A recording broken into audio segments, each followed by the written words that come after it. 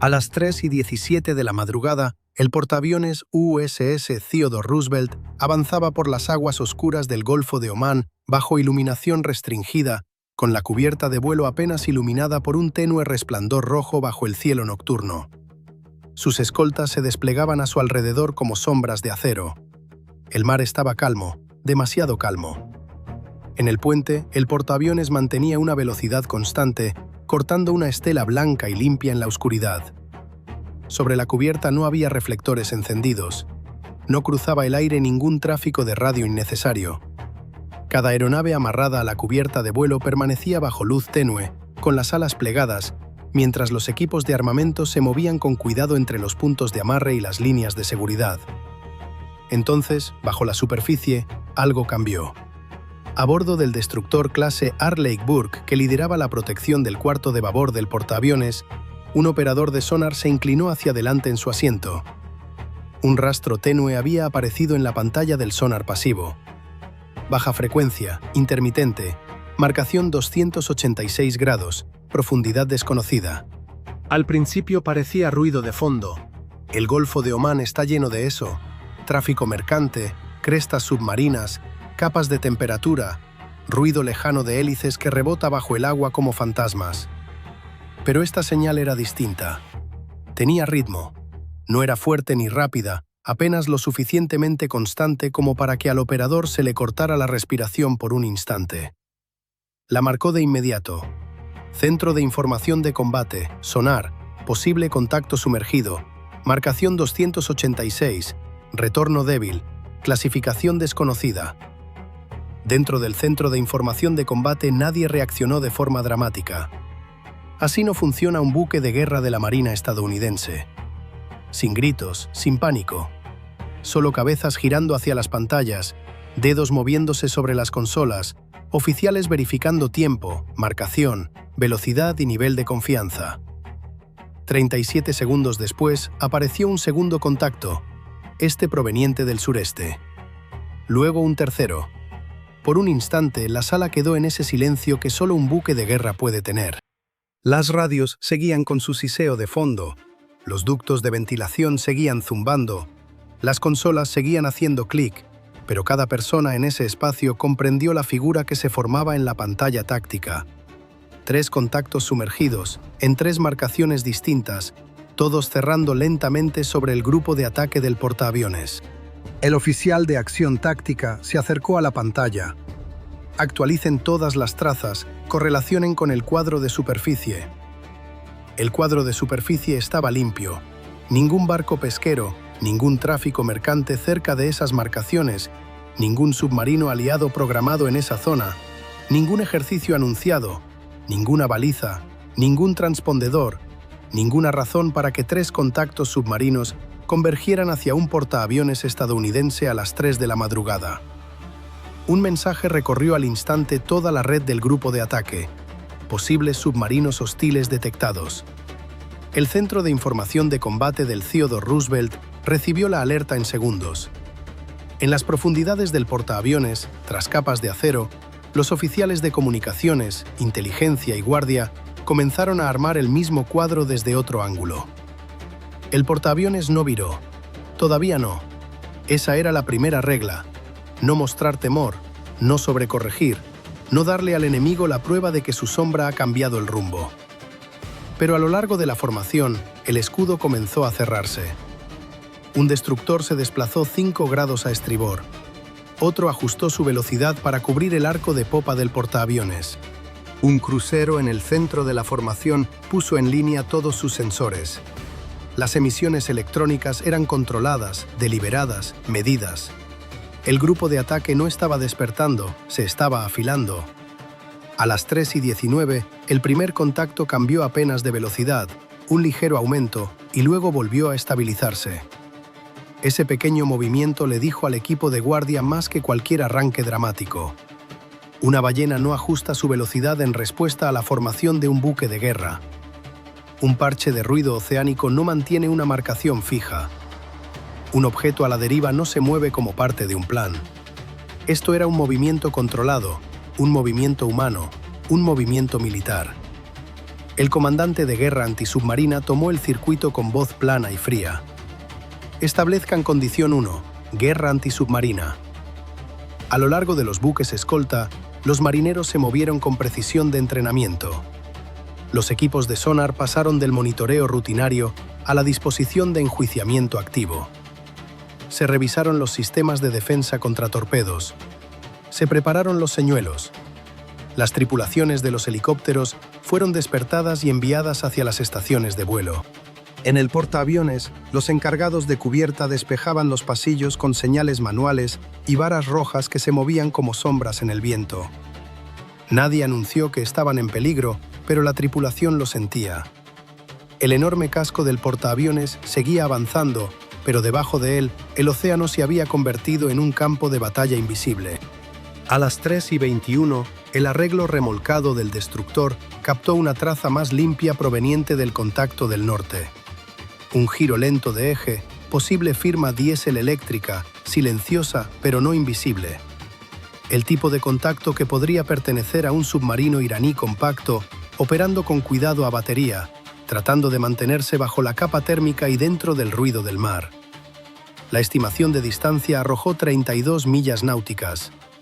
Si mantenía rumbo y velocidad, se acercaría al posible alcance de armas en menos de media hora.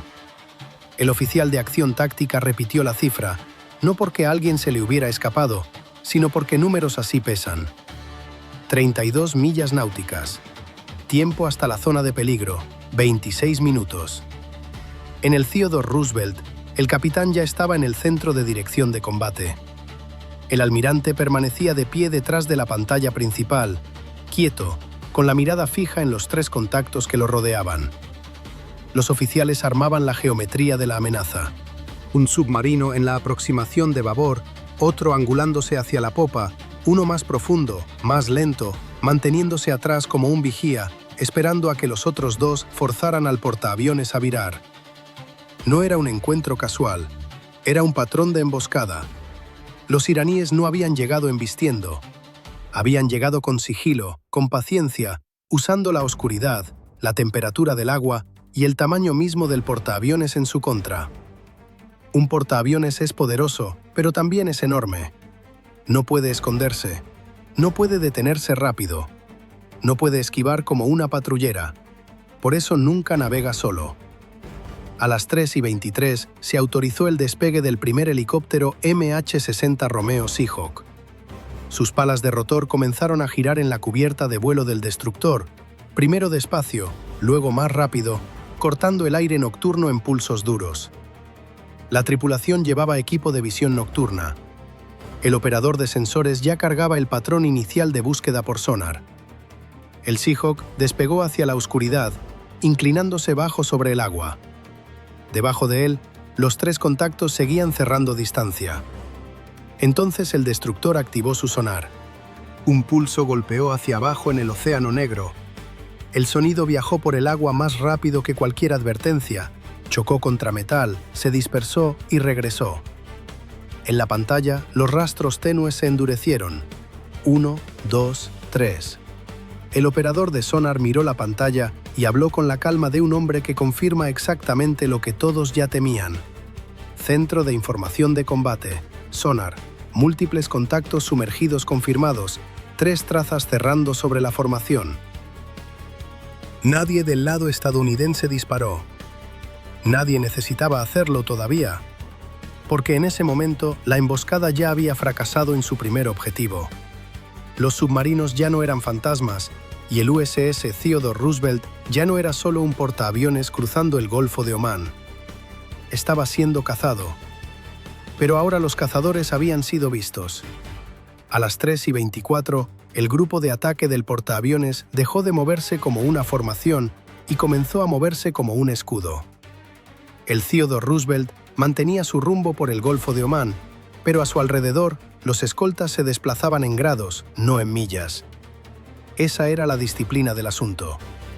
Sin giros bruscos, sin pánico visible, ningún movimiento que le dijera a los submarinos de abajo que los estadounidenses estaban adivinando. Pero dentro de los centros de información de combate ya nadie adivinaba.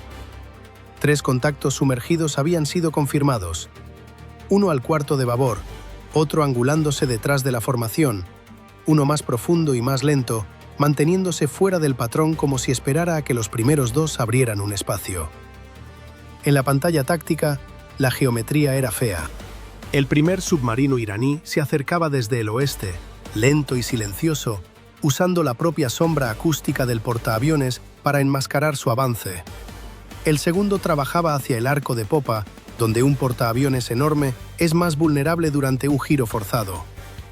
El tercero había bajado de profundidad, moviéndose cerca del borde de la capa térmica, casi como si estuviera observando la reacción estadounidense antes de decidir cuándo comprometerse. Eso no era un movimiento al azar, era presión coordinada. El comandante de guerra antisubmarina estudiaba la pantalla desde el centro de información de combate del destructor, con una mano apoyada junto a la consola y la mirada fija en las líneas de marcación que lentamente se cerraban alrededor del Roosevelt. Contacto 1 se mantiene estable. Contacto 2 está maniobrando. Contacto 3 permanece en profundidad. Nadie necesitaba que dijera el resto. Estaban tratando de dividir la pantalla. El plan iraní ya era bastante claro: empujar un submarino hacia el costado de babor del portaaviones, forzar a un escolta a desplazarse a investigar, usar el segundo submarino para amenazar el arco trasero y mantener oculto al tercero como el verdadero peligro, esperando una brecha en el anillo protector. Era una idea antigua, actualizada con paciencia moderna.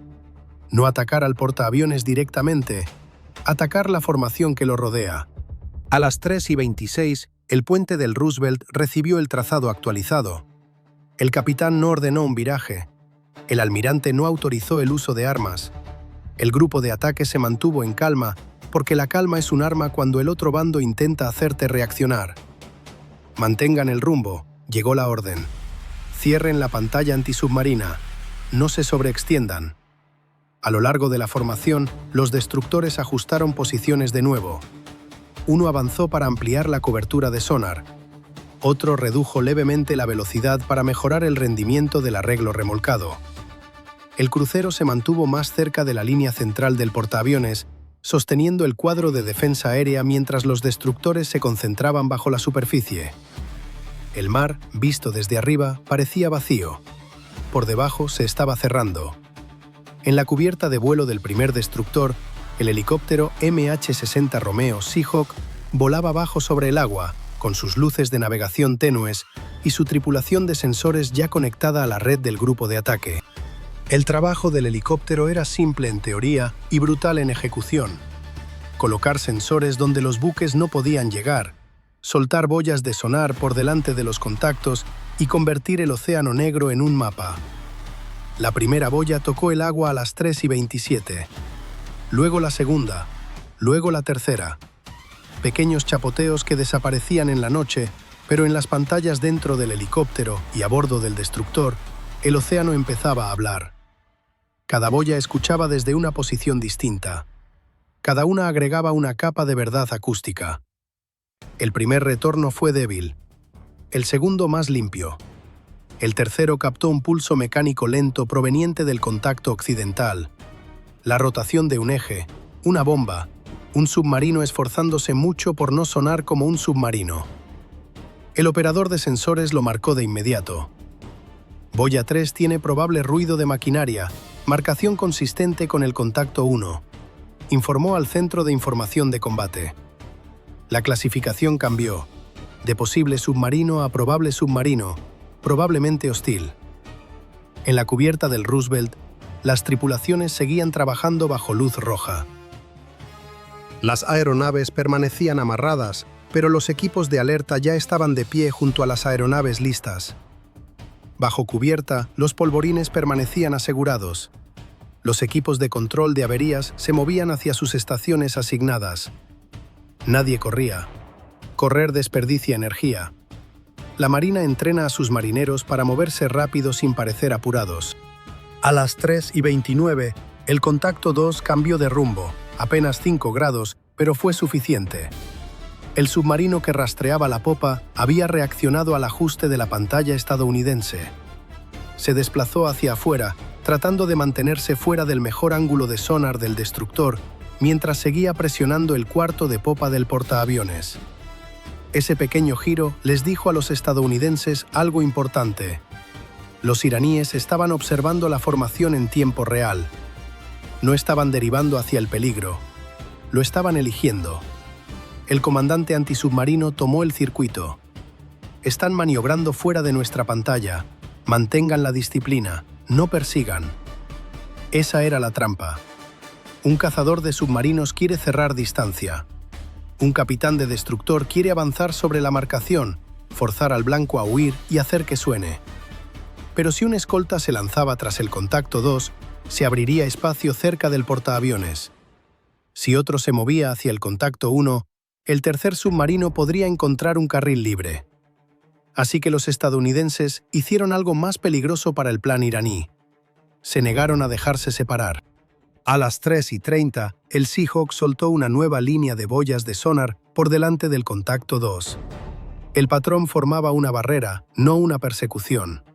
Un muro de dispositivos de escucha a lo largo del camino probable del submarino. El destructor no persiguió al contacto. Hizo que el contacto corriera directo hacia los sensores. Entonces el contacto 3 desapareció. No se debilitó, desapareció. Dentro del centro de información de combate, todas las cabezas se levantaron. Contacto 3 perdido. El submarino más profundo se había deslizado bajo la capa térmica, usando el cambio de temperatura del agua para desviar el sonido lejos de los sensores estadounidenses. Por unos segundos, la pantalla mostró solo 2 amenazas. Fue entonces cuando la sala se enfrió, porque el submarino desaparecido no era el menos peligroso. Era el que se había mantenido atrás, el que no había revelado todo su movimiento, el que estaba posicionado como un cuchillo detrás de los otros 2. El comandante antisubmarino ordenó autorización de búsqueda activa para el campo de boyas del sur. Sin demora, sin debate. La escucha pasiva ya había cumplido su función. Ahora el grupo de ataque necesitaba obligar al submarino oculto a responder. A las 3:31, el primer pulso activo entró al agua. Un eco. El sonido rodó por la oscuridad, atravesó la capa térmica, cruzó el vacío negro y regresó hacia los receptores que esperaban. El retorno volvió fragmentado pero real. El contacto 3 seguía ahí, más profundo que antes, más cerca que antes, y ahora orientado hacia la ruta proyectada del Roosevelt. Antes de que nadie pudiera hablar, otro sonido cortó la transmisión del sonar. Corto, metálico, mecánico. El operador de sonar se quedó helado por medio respiro, luego marcó el audio y lo envió por la cadena de mando. Era el tipo de sonido que toda tripulación antisubmarina entrena para reconocer. Una puerta, un tubo, un sistema de armas preparándose para abrirse. El reporte llegó al circuito segundos después. Posible transitorio de tubo de torpedo, contacto sur, repito, posible transitorio de tubo de torpedo. En el Theodore Roosevelt, el almirante observó la pantalla táctica. 3 submarinos habían intentado rodear a un portaaviones estadounidense en la oscuridad. Ahora uno de ellos podría estar preparándose para disparar, y la Marina estadounidense tenía menos de unos minutos para evitar que la emboscada se convirtiera en un golpe letal. A las 3:33, la palabra corrió por el circuito del grupo de ataque como una hoja cortando el aire frío. Posible transitorio de torpedo. Nadie en el Theodore Roosevelt vio nada.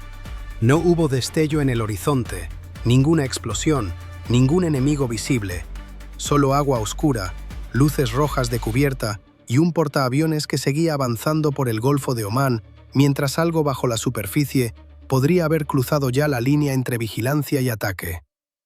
Dentro del centro de información de combate, la pantalla táctica se actualizó de nuevo. Contacto sur, marcación 168 grados, distancia disminuyendo, posible preparación de arma. El almirante no alzó la voz. Confirmen la traza, desplieguen contramedidas, giren el portaaviones 5 grados a estribor, mantengan la velocidad. La orden fue quirúrgica. Un giro de 5 grados no parece dramático desde afuera. En un buque del tamaño del Theodore Roosevelt se siente casi invisible. Pero en la guerra antisubmarina, 5 grados pueden cambiarlo todo. Pueden complicar una solución de disparo. Pueden obligar a un submarino a recalcular. pueden convertir un tiro limpio en un problema. En el destructor de babor, el equipo de defensa contra torpedos ya estaba en movimiento. El sistema de señuelo remolcado se desplegó detrás del buque, inyectando ruido en el agua, imitando un blanco más grande y más atractivo. No estaba ahí para impresionar. Estaba ahí para mentirle de forma convincente a la cabeza buscadora de un torpedo. Si algo había sido disparado, el señuelo necesitaba sonar más fuerte que el portaaviones, más agresivo que el portaaviones, más creíble que el portaaviones. A las 3:34, el primer Seahawk descendió aún más sobre el agua negra. La aeronave se mantuvo suspendida justo sobre las crestas de las olas, con el viento del rotor rasgando patrones blancos en la superficie. Adentro, el operador de sensores observaba cómo se ajustaba el trazado del contacto y elegía el próximo punto de lanzamiento. Desplegando boya activa. Un pequeño cilindro cayó del helicóptero y golpeó el océano. Segundos después, cobró vida. Un eco. El sonido bajó hacia el agua, chocó contra la capa térmica, se dobló, se dispersó y regresó en fragmentos. El primer retorno fue ruido. El segundo, más nítido. El tercero les dio algo real. Un objeto en movimiento a profundidad media, no un señuelo, no vida marina, un submarino. La tripulación del Seahawk marcó el retorno y lo transmitió de inmediato por el enlace de datos.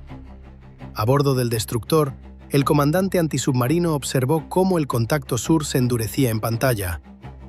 La clasificación cambió otra vez. Probable submarino hostil.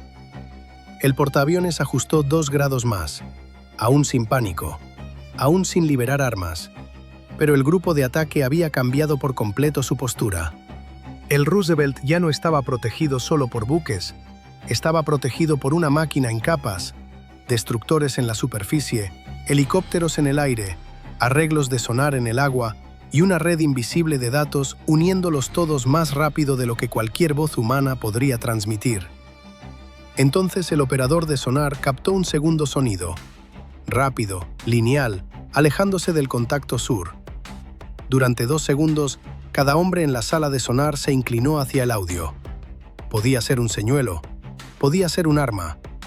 La diferencia importaba más que cualquier otra cosa en el mundo. Posible objeto en el agua, marcación cambiando, velocidad aumentando. El comandante antisubmarino tomó la decisión. Trátenlo como posible torpedo. Ejecuten plan de evasión.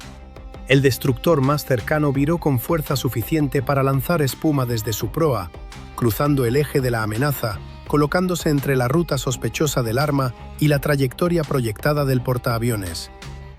Su propio señuelo se desplegó detrás de él, gritando bajo el agua. La maniobra fue deliberada y peligrosa. Un destructor está construido para asumir ese riesgo. Un portaaviones no. En la cubierta de vuelo del Roosevelt, las tripulaciones se agacharon cuando el ángulo de la cubierta cambió levemente bajo sus botas. Las cadenas se tensaron alrededor de los neumáticos de las aeronaves. Los equipos de armamento se quedaron inmóviles hasta que el movimiento se estabilizó. En el Island, los oficiales de guardia seguían a los escoltas con óptica nocturna y repetidores de radar. Nadie necesitaba un discurso. Todos sabían lo que estaba pasando. Algo bajo la superficie había obligado a todo el grupo de ataque a moverse. A las 3:36, la posible línea de torpedo se desvió. El señuelo estaba funcionando, o el contacto nunca había sido un torpedo real. Esa incertidumbre no consoló a nadie. La Marina no sobrevive asumiendo la mejor versión de los eventos. Sobrevive preparándose para lo peor y demostrando que estaba equivocada antes de que llegue. El Seahawk bajó su sonar de inmersión al agua. El cable descendió hacia la oscuridad. El helicóptero se mantuvo estable en vuelo estacionario, luchando contra el viento, el rocío y la vibración del rotor, mientras la cabeza del sonar se hundía bajo la superficie. Luego llegó el pulso activo. Un eco. El retorno golpeó con fuerza. El submarino del sur había cambiado de profundidad y girado hacia el este, tratando de deslizarse bajo la sombra acústica de la estela del portaaviones. Era un movimiento inteligente, demasiado inteligente para ignorarlo. El operador de sensores del Seahawk lo siguió durante 2 pulsos más. El contacto está maniobrando. velocidad en aumento, posible evasión. Ese fue el momento en que la emboscada comenzó a girar. Hasta entonces, los iraníes habían estado eligiendo los ángulos. Habían sido pacientes, silenciosos y coordinados. Pero ahora, uno de ellos estaba reaccionando. Y cuando un submarino reacciona, toma decisiones. Cuando toma decisiones, hace ruido. Y cuando hace ruido, la Marina estadounidense empieza a construir una huella digital. A las 3:38, el avión de patrulla marítima P-8 Poseidón llegó muy por encima, sin que nadie en la superficie pudiera verlo entre la oscuridad, pero su presencia cambió toda la cacería. La aeronave comenzó a tender un campo de boyas de sonar por delante del movimiento iraní, encajonando al submarino desde arriba, mientras los destructores cerraban desde los lados. Cada boya se convertía en otro oído, cada retorno en otra línea. Cada línea acortaba el agua disponible. El segundo submarino iraní respondió liberando un señuelo. Una firma artificial, fuerte y limpia, floreció al noroeste del grupo del portaaviones, claramente diseñada para atraer a un escolta fuera de posición. El comandante antisubmarino no mordió el anzuelo. Mantengan la pantalla, clasifiquen e ignoren el señuelo. La formación estadounidense se mantuvo firme. Esa disciplina fue la diferencia entre sobrevivir a una emboscada y adentrarse más en ella. A las 3:40, la voz del almirante cruzó el circuito. Autoricen enjuiciamiento activo. Las palabras eran tranquilas. El significado no lo era. Desde ese segundo en adelante, la Marina estadounidense ya no solo defendía al portaaviones, cazaba a los submarinos que habían intentado acecharlo. El Seahawk giró hacia el sur, con el sonar de inmersión aún mojado. El destructor orientó su proa hacia el contacto. El Poseidón amplió el campo de boyas y en algún lugar bajo el Golfo de Omán, un submarino iraní que había entrado a la noche como depredador, ahora escuchaba cómo el océano se llenaba de sonar estadounidense. Eco, eco, eco. La emboscada no había terminado, pero los cazadores ya no tenían el control. El océano que había ocultado a los submarinos iraníes ahora se volvía en su contra. A las 3:41, el Golfo de Omán dejó de ser agua vacía en una pantalla. Se convirtió en una cuadrícula. Cada boya, cada helicóptero, cada arreglo remolcado, cada retorno pasivo alimentaba el mismo cuadro táctico. El Theodore Roosevelt seguía en el centro de todo esto, avanzando, protegido, negándose a darle a la emboscada la reacción que había sido diseñada para provocar. Sobre el agua, el primer Seahawk mantenía un vuelo estacionario bajo al sur del grupo del portaaviones, con su sonar de inmersión suspendido bajo las olas. El segundo Seahawk ya estaba en el aire, despegando desde la cubierta de un destructor con las luces de cabina tenues y su tripulación enfocada en la cacería. Muy por encima, el Poseidón ampliaba el campo de búsqueda, soltando boyas en un patrón que formaba una caja alrededor del contacto sur. Bajo la superficie, el primer submarino iraní cometió su error. Aceleró. No mucho, pero lo suficiente para importar. Un submarino silencioso sobrevive manteniéndose lento, disciplinado, dejando que el mar haga el trabajo de esconderlo. Pero bajo la presión del sonar activo, con un helicóptero estadounidense encima y un campo de boyas por delante, la tripulación tuvo que elegir entre quedarse en silencio o escapar de la caja. Eligieron moverse. Los equipos de sonar lo escucharon de inmediato. Una rotación de eje más fuerte, un tono de maquinaria más agudo, un patrón débil de cavitación comenzando a formarse alrededor de la hélice. Dentro del centro de información de combate del destructor, el contacto se afinó.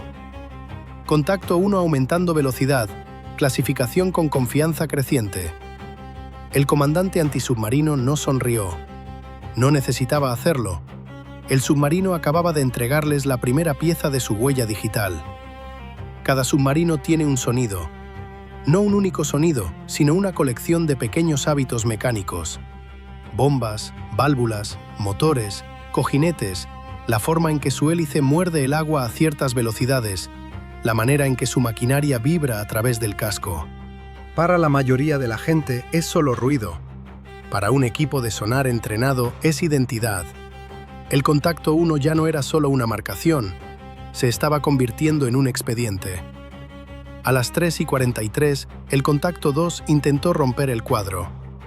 Un señuelo acústico fuerte floreció al noroeste de la formación, de pronto más brillante que cualquier otra cosa en el agua.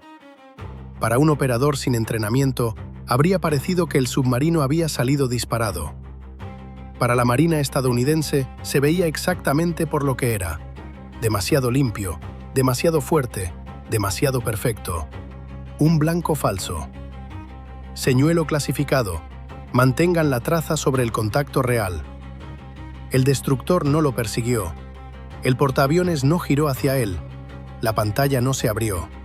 Ese fue el momento en que el plan iraní comenzó a perder estructura.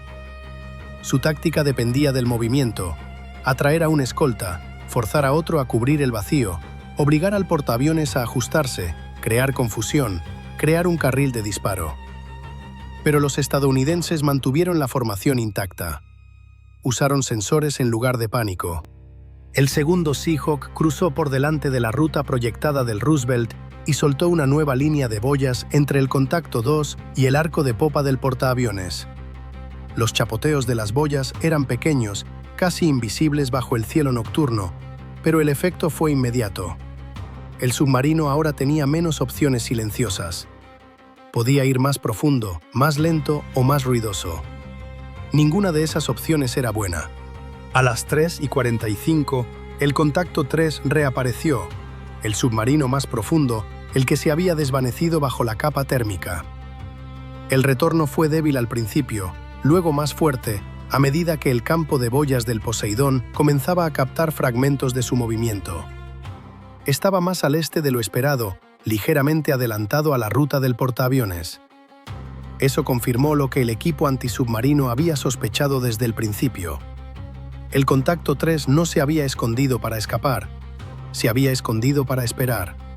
Estaba posicionado como la pieza final de la emboscada, el submarino destinado a explotar la brecha si los escoltas eran atraídos fuera de posición. Pero ya no había ninguna brecha. El anillo protector del Roosevelt se había mantenido, y el submarino oculto estaba siendo apretado desde arriba, desde atrás y desde ambos lados. Entonces entró en la pelea el submarino estadounidense invisible. No se anunció, no transmitió nada, no activó su sonar para que todo el océano lo escuchara. En algún lugar bajo la formación, un submarino de ataque estadounidense que había estado siguiendo en silencio comenzó a alimentar datos de rastreo pasivo por canales seguros. Para los iraníes, el mar detrás de ellos seguía luciendo oscuro. Para los estadounidenses, el contacto 3 de pronto tenía una sombra. La actualización apareció en la pantalla del comandante antisubmarino. Nueva correlación pasiva, contacto 3 confirmado, solución de seguimiento mejorando. Eso lo cambió todo. El submarino iraní creía que era el cuchillo oculto.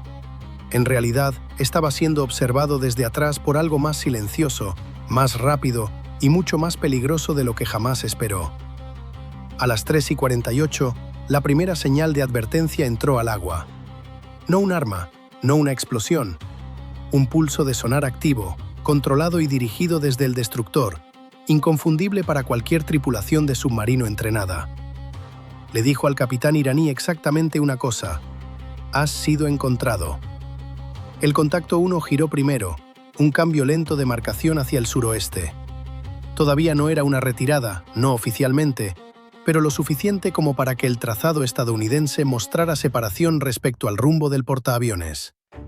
El contacto 2 se mantuvo un minuto más, luego redujo velocidad y se desplazó lejos del arco de popa. Su señuelo siguió gritando inútilmente en la dirección equivocada, mientras el submarino real se alejaba en silencio de la zona de presión. Solo el contacto 3 se mantuvo en su línea. A las 3:52 avanzó de golpe. Durante 10 segundos, todo el cuadro táctico volvió a tensarse. Contacto 3 aumentando velocidad, nuevo rumbo que intersecta la ruta proyectada del portaaviones. El destructor más cercano al costado de estribor del portaaviones cambió de rumbo. El Seahawk viró al sur. El Poseidón soltó otra boya. El submarino estadounidense detrás del contacto 3 se ajustó en silencio, manteniendo su posición de seguimiento. Dentro del centro de dirección de combate del Roosevelt, el almirante observaba cómo bajaba la distancia. 18 millas náuticas, 17. La autoridad para liberar armas seguía bloqueada por contención, pero cada sistema del grupo de ataque estaba listo. Los destructores tenían el contacto. Los helicópteros tenían el agua marcada. El Poseidón tenía la caja cerrada. El submarino estadounidense tenía el rastro. Un movimiento agresivo más del submarino iraní y el Golfo de Omán dejaría de ser un enfrentamiento tenso para convertirse en una zona de exterminio.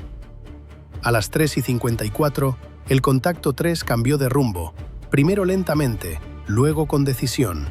Su proa se apartó de la ruta proyectada del portaaviones y su velocidad volvió a caer en un patrón más silencioso. La línea de sonar se dobló hacia el sur. El vector de amenaza se rompió en el centro de información de combate.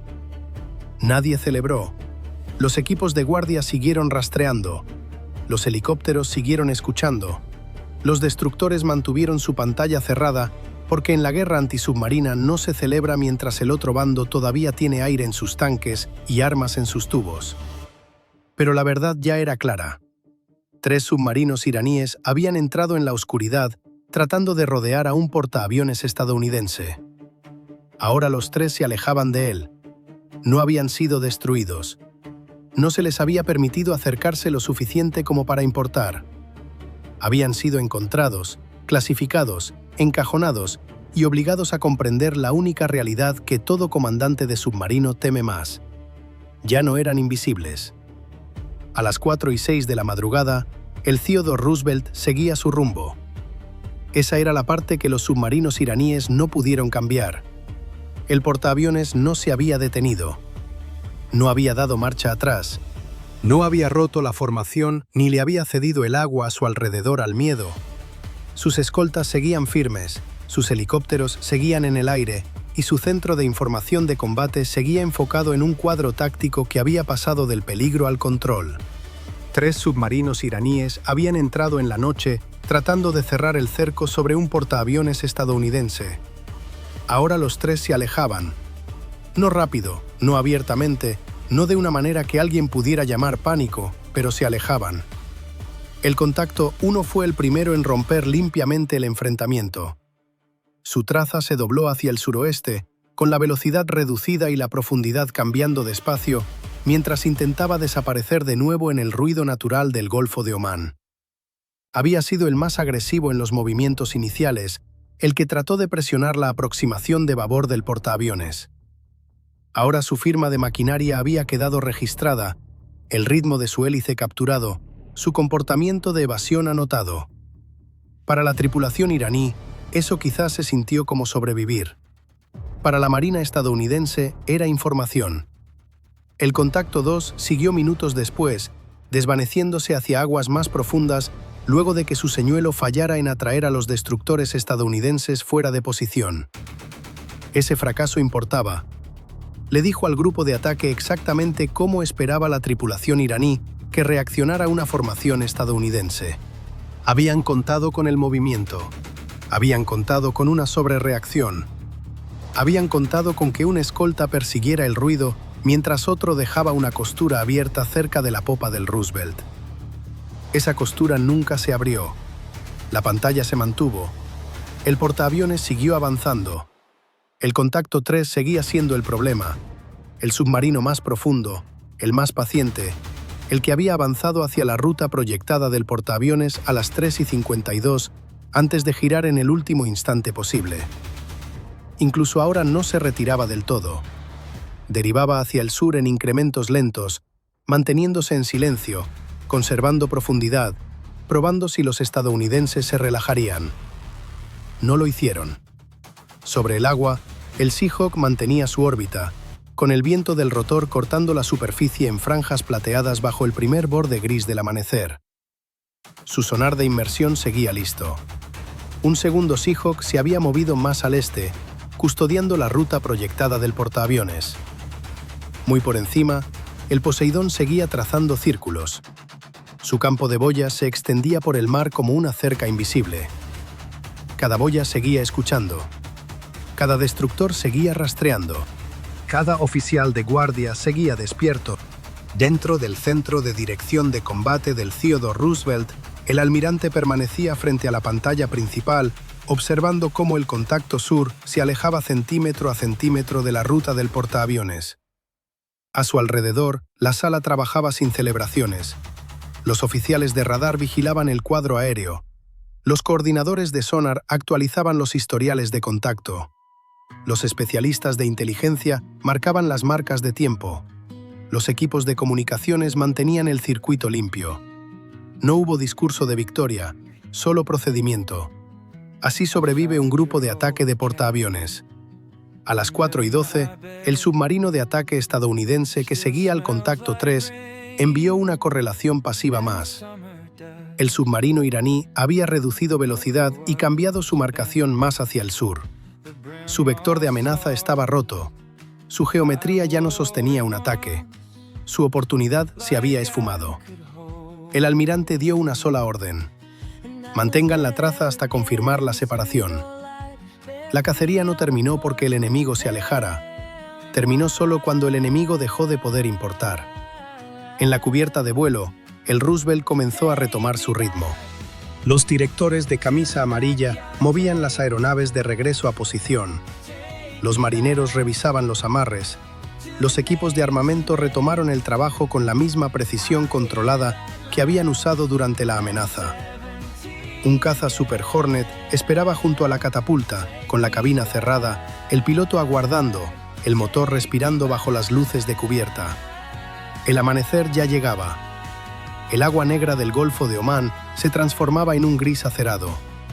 La estela del portaaviones se extendía detrás de él como una larga cicatriz sobre el mar. Desde la distancia, podría haber parecido otra mañana rutinaria en el mar. No lo era.